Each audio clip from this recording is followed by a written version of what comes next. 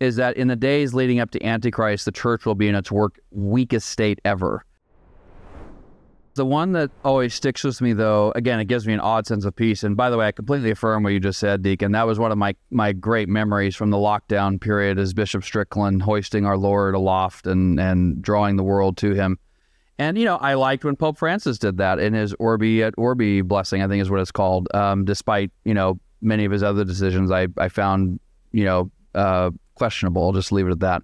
Yeah, there's a line from St. Pope Gregory the Great's Moralia on Job. And St. Thomas Aquinas said St. Gregory's Moralia was the single best mystical interpretation of Job. And so St. Thomas wasn't even going to go there. He's like, Gregory suffices. So it's really, really amazing. It's a multi-volume set. It's longer than St. Augustine's City of God and Confessions together. So it's one of these, oftentimes lesser known masterworks of the patristic period.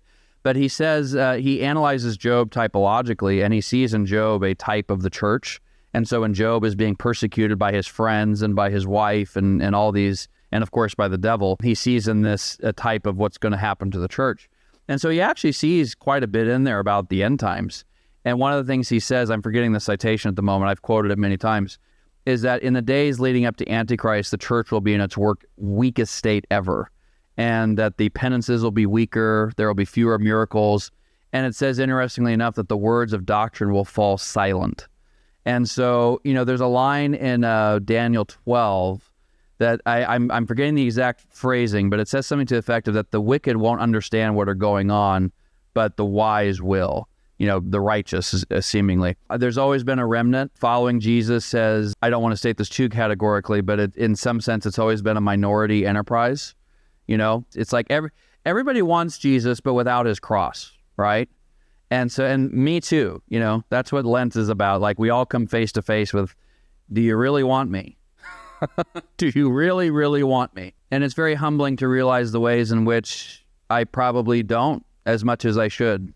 And I need to grow in that area, and I hope by his grace I can. But yeah, I do think, broadly speaking, that it's too much to get into right now, but the fathers see in the catechon, the restrainer that holds back the coming of Antichrist, pretty broad consensus that it's something Roman.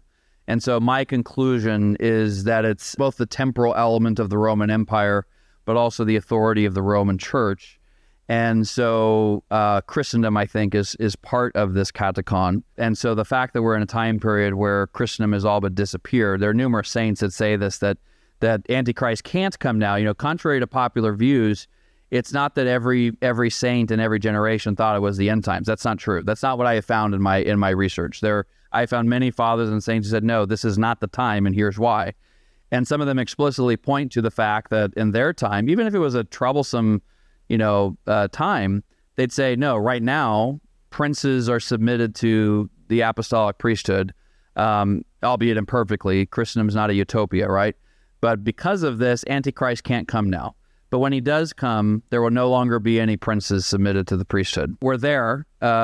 Maybe those saints will turn out to be incorrect as far as, the exact timing. When you look at the world today and you look at, the fundamental nature of Christendom was that the temporal power was ordered by the spiritual, not taken over by the spiritual, but so temporal rulers ordered by the spiritual, meaning the priesthood.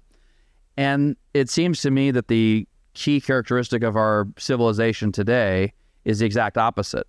It's that spiritual matters are ordered toward our temporal desires, toward temporal powers. And that will ultimately be what Antichrist is. He's a temporal ruler who will put all, it's like lower things ordering higher things, when it really should be the opposite. Lower things should be ordered by higher things. And so Antichrist will be this sort of climactic crescendo to where the temporal will supersede everything spiritual and essentially demand that it itself be treated as spiritual, which is kind of what, Satan wanted. That's why he fell. I mean, St. Thomas says he wanted to behold God without grace. He wanted to be in God's presence without God's presence being in his own angelic nature. So anyway, we could go on forever.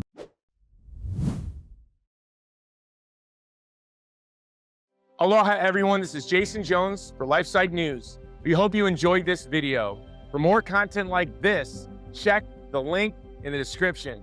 You can also connect with us on social media to stay up to date with the latest news on life, faith, family, and freedom. Thanks for watching, and may God bless you.